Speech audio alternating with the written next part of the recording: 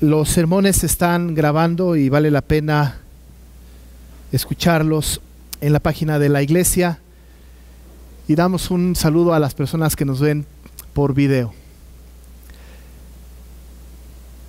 Hemos estado hablando de este pasaje.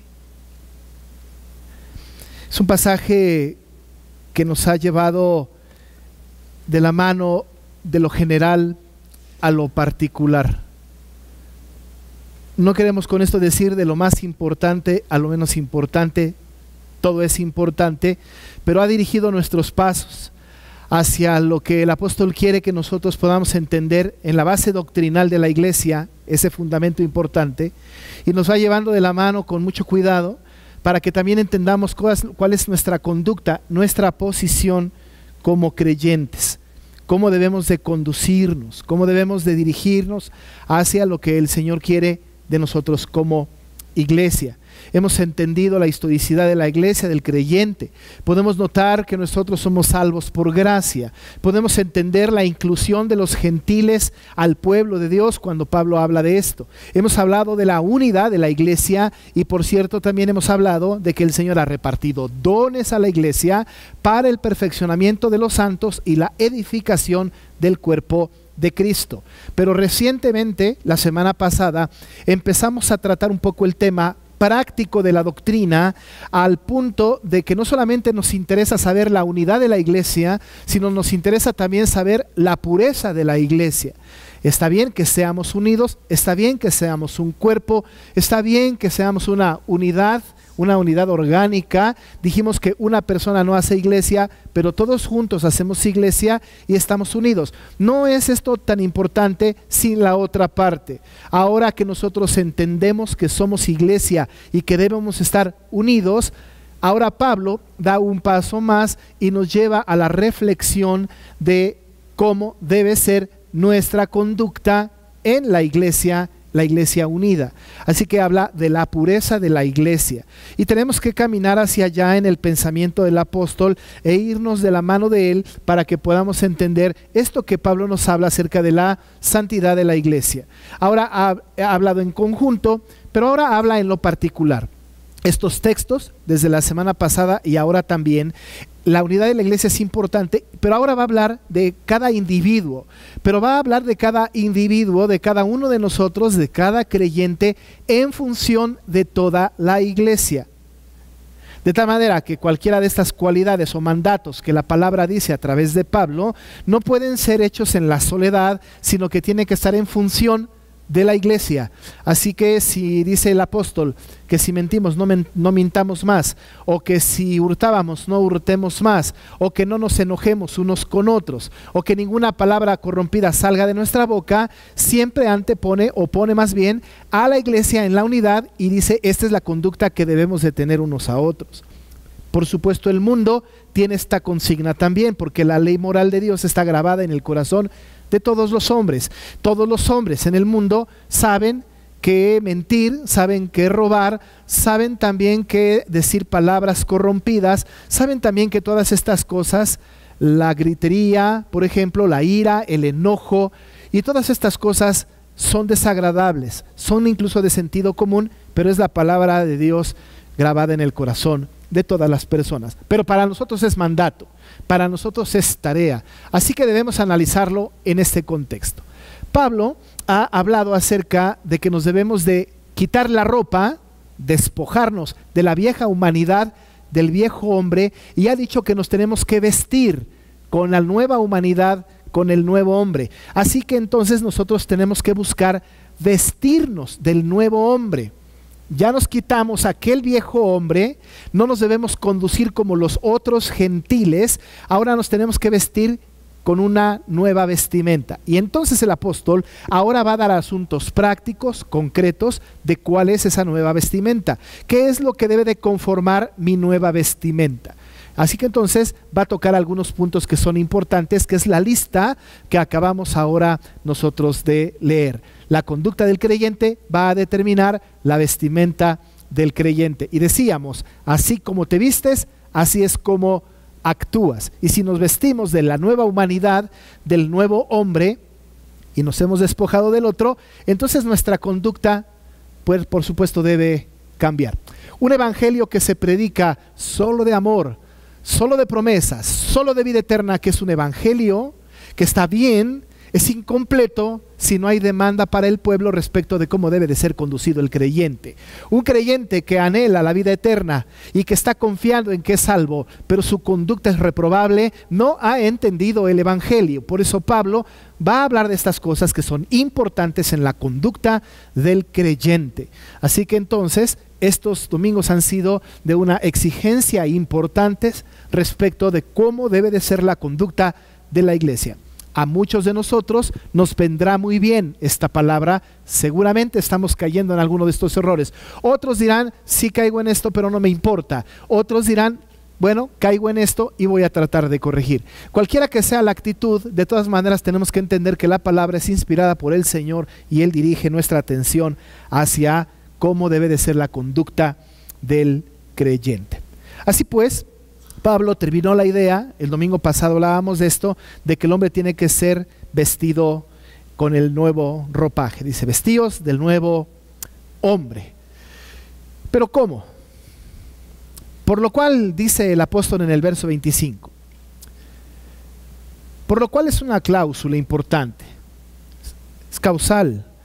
Tenemos que ver lo que está antes para entender lo que está después. Él dice que nos debemos de vestir con el nuevo hombre y despojarnos del otro, no andar como los otros gentiles. Ahora dice, por lo cual, dado esto que acabo de decir, que tienen que despojarse y tienen que revestirse o vestirse del nuevo, ahora bien les voy a decir qué es lo que deben hacer y qué es lo que no deben hacer. Hay una lista entonces de cosas importantes en la palabra. Hemos de notar algo común en esta lista de asuntos. Lo primero que es común para nosotros es que todos estos asuntos se refieren a nuestras relaciones.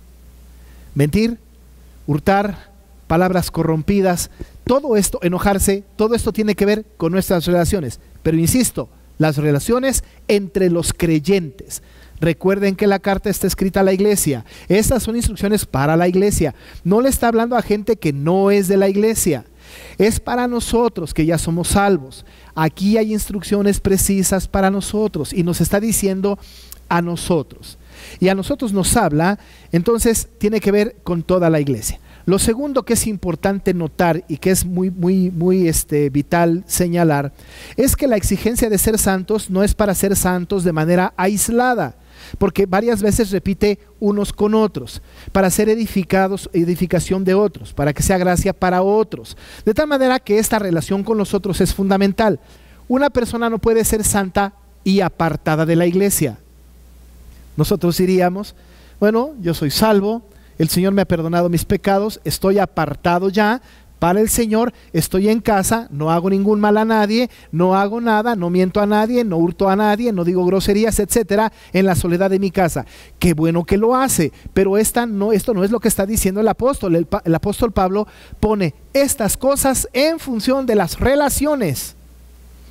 Así que la santidad sola, pues está bien, pero está dando un mandato de las relaciones, de lo que tenemos que conducirnos en función de otros, en función de otros. Eso es lo primero que es común en esta lista de asuntos. Lo segundo que también es común es que en cada ejemplo se equilibra una acción negativa con una positiva. El que hurta, no hurte más, por ejemplo.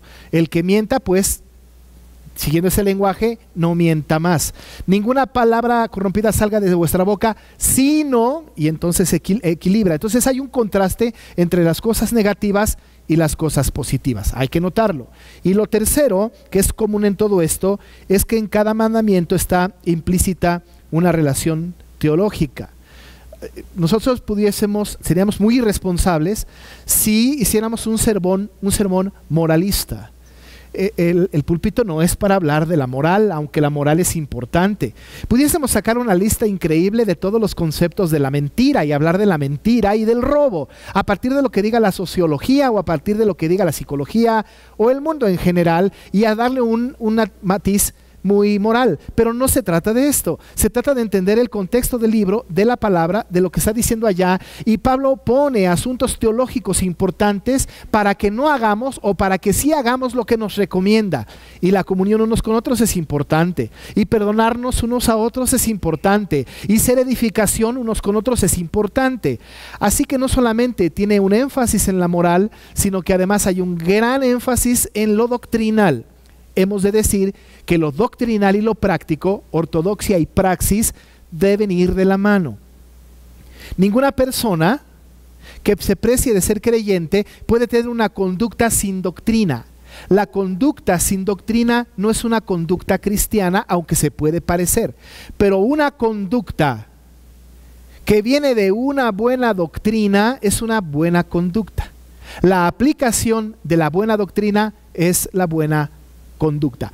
Muchas, lo hemos dicho, muchas conductas que nosotros tenemos equivocadas es porque no hemos entendido la doctrina, no hemos entendido la teología, no hemos entendido lo que la Biblia ordena. De tal manera que entonces Pablo, inspirado por el Espíritu Santo, escribe y da fundamentos teológicos, mandatos en este sentido, para que nosotros no solamente demos un matiz moral, sino espiritual, teológico, al texto que Pablo está explicando en este lugar. Dicho lo cual, entonces Pablo empieza a hablar una por una de estas cosas que él considera importante.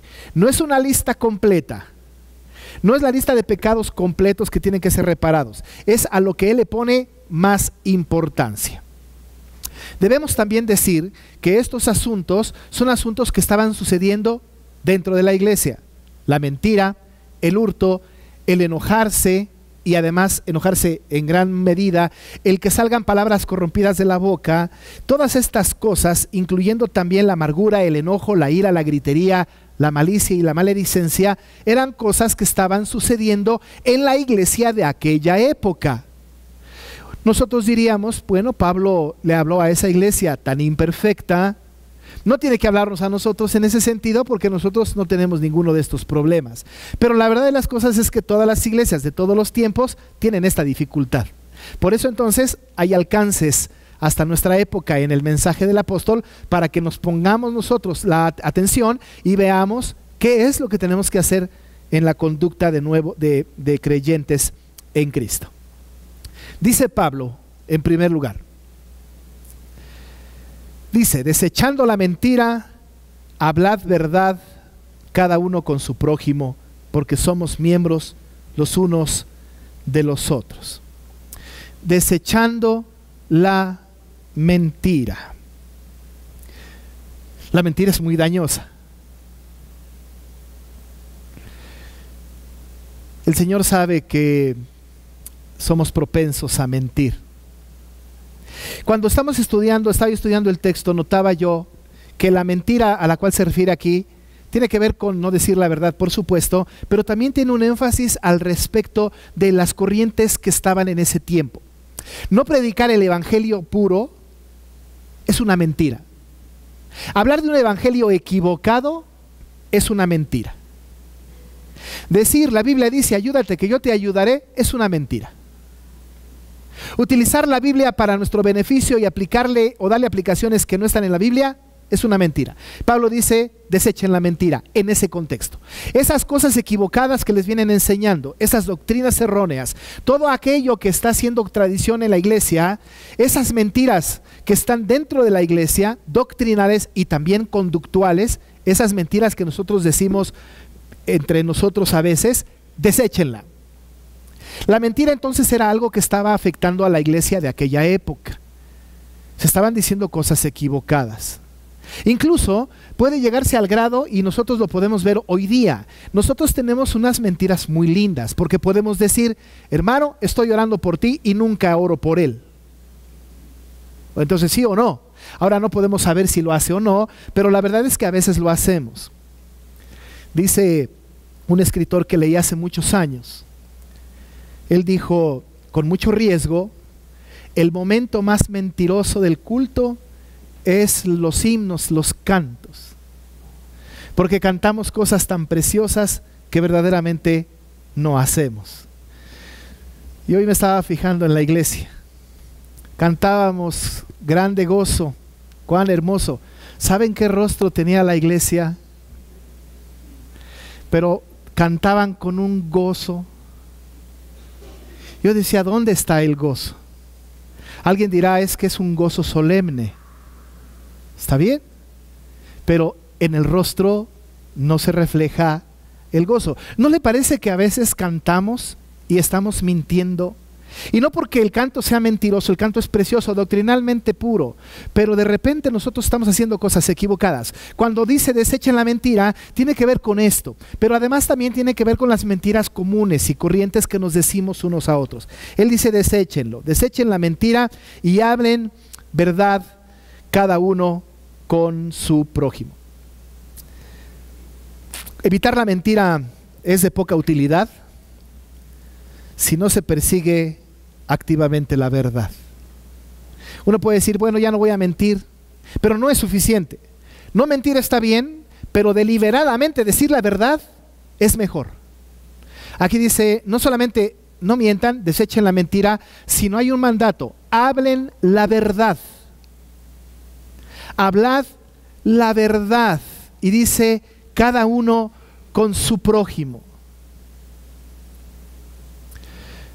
A veces es un problema porque cuando vemos a una persona que está cayendo en un pecado, en un error, queremos ir con él para decirle, estás mal.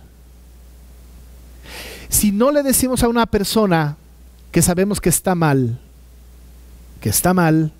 estamos mintiendo. Hablar la verdad es acercarnos con mucho amor los unos a los otros y hablar verdad. Hace muchos años, donde vivíamos en una iglesia que fui pastor en Puerto Progreso, Yucatán, una hermana se acercó a nosotros, más bien nos acercamos nosotros a ella y sabíamos que estaba enojada con mi esposa y conmigo. Porque las iglesias pueden enojarse con sus pastores de vez en cuando. Y ella estaba enojada con nosotros. Y sabíamos nosotros que estaba enojada. Y fuimos con ella y le dijimos, hermana, ¿estás enojada con nosotros? Y nos dijo, no, pastor, de ninguna manera. Pero estaba bien molesta con nosotros. No estaba siendo asertiva, no estaba diciendo la verdad. Y ella, quizá con tal de preservar la unidad en el cuerpo, dijo una mentira. Hablar la verdad, desechar la mentira. Si alguien viene y me dice, estás enojado conmigo, y lo estoy, debo de decir que lo estoy. Debo de decir la verdad unos a otros. Así se edifica la relación del cuerpo de Cristo. Desechar la mentira, hablar la verdad unos con otros. La verdad de la doctrina, la verdad del evangelio, la verdad de la fe, pero la verdad de todas las cosas que suceden entre nosotros.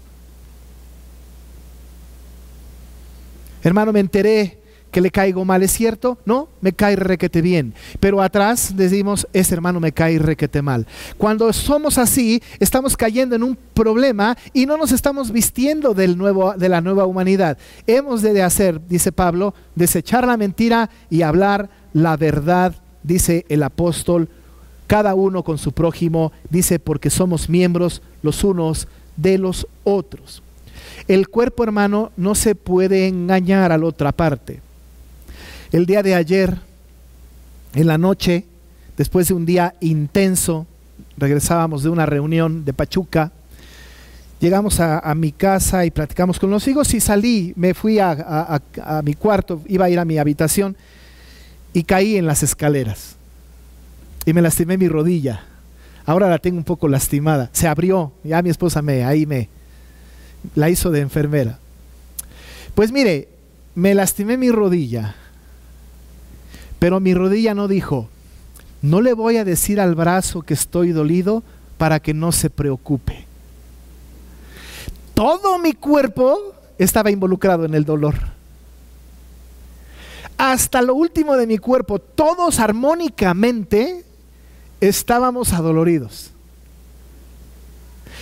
La rodilla no le pudo haber dicho a la mano, no pasa nada, o a la otra pierna. Todo el cuerpo estaba involucrado en mi dolor. La iglesia de Cristo, dice la Biblia, es el cuerpo de Cristo. Usa esa metáfora la Biblia. Y nosotros como cuerpo hemos de hablarnos la verdad. Y si estoy dolido y la iglesia lo debe de saber. Y si estoy contento también. Y si hay algo que sucede también. Hablar la verdad unos para con otros es vital en la vestimenta del nuevo creyente. Es fundamental.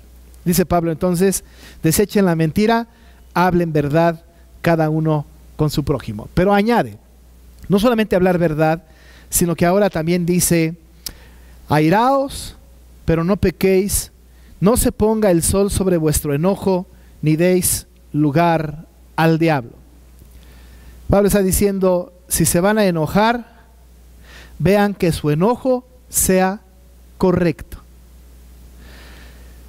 Hace muchos años, cuando yo era pequeño, mi papá en su querer corregirme, y lo cual lo hacía muy bien, pudiese haberme dicho, es que enojarse es pecado. Pero la verdad de las cosas es que el enojo no es pecado, porque Pablo dice, enójense, pero no pequen. No se ponga el sol sobre vuestro enojo, no deis lugar al diablo. Por supuesto que tampoco esto es un permiso para que se enoje de cualquier cosa. Pero la Biblia dice, sí, airaos, pero no pequéis, no se ponga el sol sobre vuestro enojo. En ese sentido, entonces, hay dos tipos de iras, la correcta y la incorrecta. La ira incorrecta es la que está refiriéndose aquí el apóstol, y en el versículo 31 la va a poner otra vez. Dice que se quiten de nosotros amargura, enojo, ira. Dice, esa quítenla, esa ira que acarrea pecado, aléjenla. Pero hay una ira santa. La ira santa es la ira de Dios. La ira santa es la ira que Dios tiene. El capítulo 5 del mismo libro, versículo 6, habla de la ira de Dios y dice, nadie os engañe con palabras vanas, porque por estas cosas viene la ira de Dios sobre los hijos de desobediencia. Dios detesta la maldad. Dios está airado con el pecado. Hemos escuchado por siempre, hemos escuchado por todos lados, Dios odia al pecado, pero ama al pecador. Hemos de tener cuidado con esta frase, pero referimos esta expresión para decir que Dios está airado, detesta el pecado. Es verdad, Dios está enojado con el pecado, no lo tolera. Y nosotros, copiando la ira santa, hemos de entender que hay una ira correcta. Esa ira que viene a nosotros cuando la maldad está prevaleciendo, cuando hay pecado. Esa ira es correcta. Pero hay una ira que no es correcta. La ira que no es correcta es la que cumple uno de los tres requisitos que tiene Pablo aquí. La ira que no es correcta es aquella ira que nos acarrea pecado. Dice, airaos, pero no pequéis. Ahora, la ira santa está bien, pero si se enojan y esto les trae pecado, eso está mal. Airaos, dice la Biblia, pero no pequen. Ahora, usted y yo estaremos de acuerdo que eso es difícil. Casi siempre cuando uno se enoja, peca. Y algunas veces yo he aconsejado a alguien diciendo, no tomes decisiones enojado. Es el peor momento para tomar decisiones, porque enojado uno puede hacer cosas terribles. Cuando la ira nos lleva a pecar, hay que tener cuidado. Incluso cuando yo estaba recién como papá nuevo y mis hijos pequeños, me decían algo así: si vas a corregir a tus hijos, hazlo, pero no enojado. Qué sabio, ¿no? Porque corregir a los hijos enojado, puede uno cometer varias faltas, puede uno pecar. Dice el apóstol, enójense, pero no pequen. Qué difícil es en las relaciones esto, porque está hablando de la iglesia, y cuando en la iglesia nos enojamos con un hermano o con una hermana, normalmente pecamos. Pensamos mal de él, hablamos mal de ella, actuamos en contra de él, actuamos en contra de ella, le hacemos un chisme alrededor, le levantamos falsos, le juzgamos con facilidad, porque cuando nosotros no estamos identificando y focalizando la ira correctamente, en contra del pecado, amando al pecador, entonces caemos en el error de caer en pecado. Dice la Biblia, enójense sí, pero no pequen. Pero la otra cosa que dice, enójense sí, pero que no se ponga el sol sobre vuestro enojo. Ahora los habitantes de Groenlandia tienen un problema porque sus días son muy largos, ¿no? Entonces pueden estar enojados mucho tiempo hasta que el sol venga o la noche venga. Ahora no está ahí en este sentido. No debe de permanecer uno enojado mucho tiempo. Nosotros lo podemos aplicar en nuestros días, ¿no es cierto? Ahora esto se da mucho entre los matrimonios. Los matrimonios discuten, pelean, tienen discusiones y a veces discusiones fuertes. La recomendación siempre, y ustedes lo habrán escuchado, es, está bien que se peleen, pero no se permanezcan enojados, no se duerman enojados. A los matrimonios les aplica, pero es para todo el creyente. No podemos ir a la cama, no podemos dejar que pase el tiempo enojados. Esto por supuesto nos obliga a tener un buen acuerdo con la persona con la que estamos enojados antes de dormirnos. Porque la Biblia dice, no se enojen. Y si se van a enojar, que no pase la noche, que no se esconda el sol. Tienen que arreglar los asuntos, porque si no, es una ira que no es una ira correcta. No se ponga el sol sobre vuestro enojo.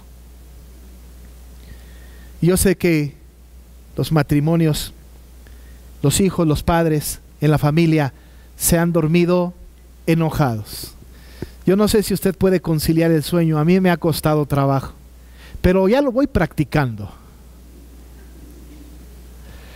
Lo malo es que nos acostumbremos, pero dice la Biblia, enójense sí, pero no se duerman enojados. Y la otra, que es importante, es ni deis lugar al diablo.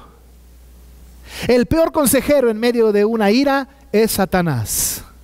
Satanás pues es el aconsejador, es el que nos induce, el que nos promueve al pecado. Y entonces dice la Biblia, no des lugar al diablo, no permitas que el consejo del maligno, aquellas cosas que vienen a mi mente y que están alejadas de Dios, vengan a mi mente y mi enojo permanezca. La vestidura del nuevo creyente, la vestidura del creyente que se ha despojado del viejo hombre es de no mentir, pero también es de no molestarse, de no enojarse y permanecer enojados y pecar enojados y darle lugar al diablo.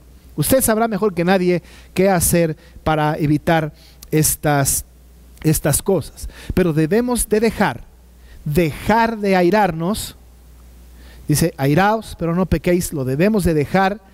Y entonces nosotros no enojarnos hasta el otro día y por supuesto desechar el consejo del enemigo. Pero Pablo sigue en este asunto de vestirse y después de hablar de la mentira y de la ira, ahora habla del hurto. Él dice, el que hurtaba no hurte más, sino trabaje haciendo con sus manos lo que es bueno para que tenga que compartir con el que padece necesidad. Así que el que hurtaba, dice la Biblia, no hurte más. Nuestro hermano acaba de leer en el Antiguo Testamento, en Deuteronomio 5, parte de los 10 mandamientos, el octavo, para ser precisos, dice, no hurtarás. Es igual en el Éxodo 20, que es paralelo a Deuteronomio 5, también el octavo mandamiento es, no hurtarás, no pues robarás. No robarás es muy importante. Dice el apóstol, el que hurtaba es porque había gente que robaba. Pero además usa una palabra aquí después, diciendo no hurte más, sino trabaje.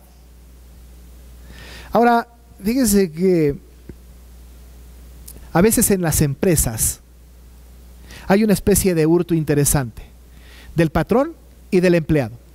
Por ejemplo, el patrón hurta cuando paga menos al trabajador cuando le debe de pagar más. Pero el empleado a veces hurta cuando en las 8 horas de trabajo dedica 3 al trabajo y 5 a sus cosas personales dentro del trabajo. Este es un tipo de hurto terrible, ¿no es cierto? Porque entonces estamos hurtando. Dice la Biblia, el que hurte pues no hurte más. No solamente en este ámbito de laboral, sino se da en el ámbito también de sustraer cosas de un lugar o de alguna persona. Ese tipo de hurto es también importante señalar. Pero también está el hurto cuando nosotros tenemos que pagar impuestos y no los pagamos y lo justificamos. Pues si el gobierno se queda con todo, hoy me voy a quedar con un poco. Ahora lo que sucede es que entonces nosotros caemos en el error de hurtar. Y dice la Biblia, el que hurtaba no lo haga más, sino trabaje. Hemos de ser conscientes entonces de que el hurto tiene una esfera muy grande. Hay una gran cantidad de asuntos que tienen que ver con el hurto, pues con el robo. Y dice, no lo hagan más. Cualquiera que sea la manera en cómo estamos hurtando, dejemos de hacerlo. El que hurte, dice, el que hurtaba, no hurte más. Pero además pone, trabaje. ¿Y para qué va a trabajar? Dice la Biblia, trabaje haciendo con sus manos lo que es bueno, y añade, para que tenga que compartir con el que padece necesidad. Ahora déjeme decirle que desde luego que nosotros no predicamos un evangelio como hace muchos años las comunidades eclesiales de base que venían de Brasil. No creemos en una teología de la liberación y no nos imaginamos nosotros una sociedad así, socialista pues, como algunos piensan que debería de ser la sociedad cristiana. No pensamos en esto. Creemos nosotros que Dios ha dado a cada quien lo que tiene que tener y punto. Pero lo que sí es importante es que el corazón del hombre es tocado cuando dice la Biblia que no hurtemos, sino que trabajemos para que nosotros podamos tener que compartir con el necesitado. Es un mandato. Es un mandamiento. Y muchos de nosotros no hurtamos. Trabajamos duro, pero acumulamos para nosotros y no compartimos al que necesita. Estamos contraviniendo el mandato. Dar al que necesita es importante en este mandamiento, para que tenga que compartir con el que padece necesidad. Otra vez el apóstol está haciendo un énfasis en la unidad de la iglesia. Otra vez está hablando de la iglesia como cuerpo, como comunidad de los santos. Otra vez nos habla a nosotros y habla de cómo debe ser nuestra relación. Dejemos de hurtar, no hurtemos más, trabajemos, hagamos lo que tenemos que hacer con nuestras manos para que tengamos que compartir con los que padecen necesidad. Yo tengo 7 meses en la iglesia y estoy seguro que no conozco todavía completamente, pero sé que dentro de nuestra iglesia hay una gran cantidad de personas con una gran necesidad. ¿No sería bueno que pudiésemos ejercer esa misericordia hacia los que tienen necesidad? La Biblia dice pues, el que hurtaba no hurte más, trabaje para que tenga que compartir con el que padece necesidad. Esta es la verdad de la iglesia. No mentir, no airarse y por supuesto no hurtar, sino trabajar para compartir. Esto solamente puede venir de un corazón agradecido, un corazón que sabe cómo es la iglesia en su unidad. Lo siguiente, dice Pablo, ninguna palabra corrompida salga de vuestra boca, sino la que sea buena para la necesaria edificación, a fin de dar gracia a los oyentes. Hermanos, el Señor nos ha dado el don del habla. Los perros ladran, las vacas mugen, los borregos balan, los gatos maullan, nosotros hablamos. Pero nadie en la creación puede hacer lo que nosotros hacemos, que es proclamar el evangelio, ni la naturaleza.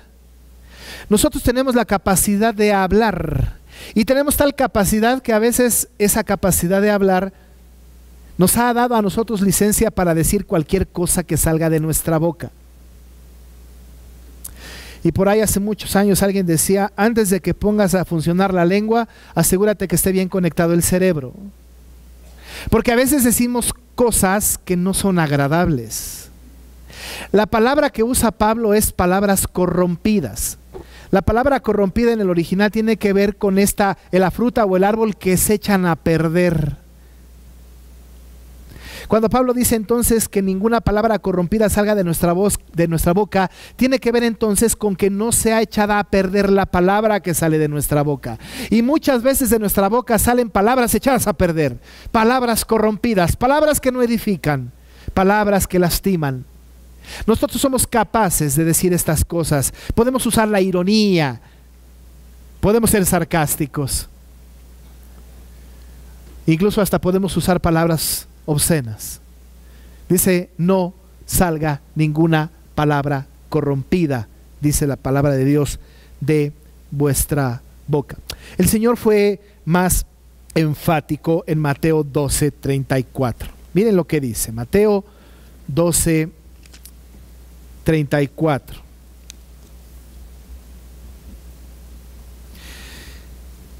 Dice 34 al 37.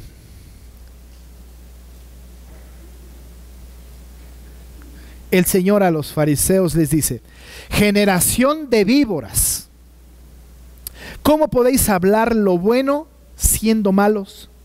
Porque de la abundancia del corazón habla la boca. El hombre bueno del buen tesoro del corazón saca cosas buenas, y el hombre malo del mal tesoro saca malas cosas. Mas yo os digo que de toda palabra ociosa que hablen los hombres, de ella darán cuenta en el día del juicio, porque por tus palabras serás justificado y por tus palabras serás condenado. De la abundancia del corazón habla la boca. De toda palabra ociosa han de dar cuenta los hombres. Pablo dice, ninguna palabra corrompida salga de vuestra boca. Las conversaciones obscenas, los chistes groseros, los chistes que tienen que ver con la iglesia o con Dios, las malas palabras, la mentira incluso, el chisme, la injuria, la ironía, el sarcasmo. Usted sabe muy bien cómo sacar palabras corrompidas de su boca. Dice, ninguna palabra corrompida salga de vuestra boca. Pero entonces no. Entonces, ¿qué sí debe suceder? Dice Pablo, sino la que sea buena para la edificación, la necesaria edificación, a fin de dar gracia a los oyentes. Si lo que voy a decir le va a edificar, lo digo, si no, mejor me quedo callado. Si lo que voy a decir lo va a destruir, no hablo, porque es palabra corrompida. Pero si yo voy a sacar una palabra que va a ser de edificación y va a dar gracia a los oyentes, la digo. De otra manera, mejor me quedo callado. ¿Y qué difícil es esto? Qué difícil es. ¿Sabe qué? Aquí en la iglesia, porque esto habla de la iglesia, cumplimos esto. A veces nosotros aquí tenemos nuestro lenguaje cristiano, nuestro idioma muy personal. Podemos decirle a alguien te amo y en casa decir una bola de palabras corrompidas. Podemos aquí tener un lenguaje cristiano que está acorde a nuestra realidad aquí, y en la calle y en la casa tenemos un lenguaje nada agradable delante de Dios. Y dice la palabra, ninguna palabra corrompida salga de vuestra boca, sino la que sea buena para la necesaria edificación, a fin de dar gracia a los oyentes. Con nuestra palabra, por nuestra palabra seremos condenados también. Dice la Biblia, no contristéis al Espíritu Santo de Dios, con el cual fuisteis sellados para el día de la redención. ¿Sabe qué? Que con la palabra corrompida de nuestra boca contristamos al Espíritu Santo de Dios. Con lo que decimos. Y con lo que decimos, de toda la palabra ociosa, hemos de dar cuenta delante del Señor. Vaya sacando sus cuentas de todas las palabras corrompidas para ver si se puede justificar delante del Señor. Termina el apóstol diciendo, quítense de vosotros, porque lo tienen, toda amargura, enojo, ira, gritería y maledicencia y toda malicia. Un grupo de pecados. En cambio, sean benignos unos con otros, misericordiosos, perdonándoos unos a otros, como Dios también os perdonó a vosotros en Cristo. Debemos, mis queridos hermanos, ser bondadosos y compasivos con la capacidad de perdonarnos unos a otros. Es muy difícil, pero es la tarea de la iglesia. Una iglesia que permanece, una iglesia que camina, una iglesia que va adelante en la misión de ser iglesia, una iglesia obediente a la palabra, una iglesia que entiende su papel, una iglesia que se viste de la nueva humanidad, es una iglesia bondadosa. Es una iglesia capaz de perdonarse los unos a los otros. Es una iglesia que entiende el valor del perdón porque Cristo nos perdonó a nosotros. Es la iglesia que entiende su papel como iglesia en el mundo, que no salen palabras corrompidas de su boca, que no miente, que no hurta, que se enoja santamente y que no peca cuando se enoja. Esta iglesia en la que no hay amargura, ni ira, ni enojo, ni gritería, ni malicia, ni maledicencia. Es la iglesia que entiende su papel dentro del mundo y que tiene que ser testimonio. La Biblia habla de que tenemos que ser benignos unos con otros, misericordiosos y perdonándonos. Eso es lo más difícil. Déjeme decirle una cosa: es muy fácil mentir, es extremadamente sencillo enojarse. Es increíblemente fácil que salgan palabras corrompidas de nuestra boca. Nos enojamos con facilidad, hay amargura, hay ira, hay gritería entre nosotros. Pero ¿sabe qué? Lo más difícil, lo más complicado es ser benignos unos con otros y misericordiosos y perdonadores. Pero cuando lleguemos al punto, mis queridos hermanos, de cumplir con esto, a pesar de las faltas que ustedes tienen y que yo tengo, a pesar de los pecados que hay en nuestra iglesia, el Señor se agradará y seguirá caminando la iglesia como debe de caminar. Pero debe de apartarse de nosotros, dice la Biblia, toda amargura, enojo, ira, gritería, maledicencia, toda malicia. Tenemos que hablar verdad. Tenemos que no pecar cuando nos enojamos. Tenemos que trabajar y ayudar al que necesita. Tenemos que sacar de nuestra boca palabras honestas, sanas, puras, para la edificación del cuerpo, para que la iglesia siga funcionando como iglesia. Esa es la tarea que tenemos como iglesia. Esa es la nueva vestimenta del creyente. Así nos debemos de vestir, así debemos estar. Usted y yo, en lo individual, usted y yo como grupo, como comunidad de santos. Si lo logramos, si lo intentamos, entonces verá la bendición que es andar juntos y en armonía. Oramos.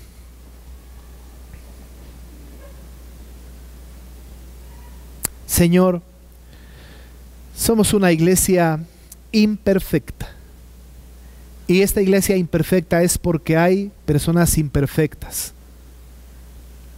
Perdónanos por eso. Ayúdanos, Señor, a despojarnos del viejo hombre y vestirnos del nuevo. Ayúdanos para desechar la mentira y hablar verdad. Para que cuando nos enojemos no pequemos. Para que trabajemos haciendo con nuestras manos lo que es bueno, para tener que compartir con el que padece necesidad. Ayúdanos para que ninguna palabra corrompida salga de nuestra boca y que lo que digamos sirva para la edificación, para dar gracia a los oyentes. Padre, queremos ser benignos unos con otros, misericordiosos y perdonándonos unos a otros, así como tú nos perdonaste en Cristo. Así queremos ser iglesia. Pedimos que nos ayudes en esto, pues verdaderamente te necesitamos. Oramos sabiendo que tú estás con nosotros y que nos ayudarás en el nombre de Jesús. Amén. Nos ponemos de pie y repetimos la bendición pastoral que está en los órdenes de culto juntos y que dice: Jehová te bendiga y te guarde. Jehová haga resplandecer su rostro sobre ti y tenga de ti misericordia. Jehová alce sobre ti su rostro y ponga en ti paz. Números 6, 24 al 26. Reciban la bendición de nuestro Dios. Y ahora que la gracia de nuestro Señor Jesucristo, el amor de Dios el Padre y la comunión con el Espíritu Santo sea con cada uno de ustedes desde ahora y para siempre. Amén. Puede sentarse.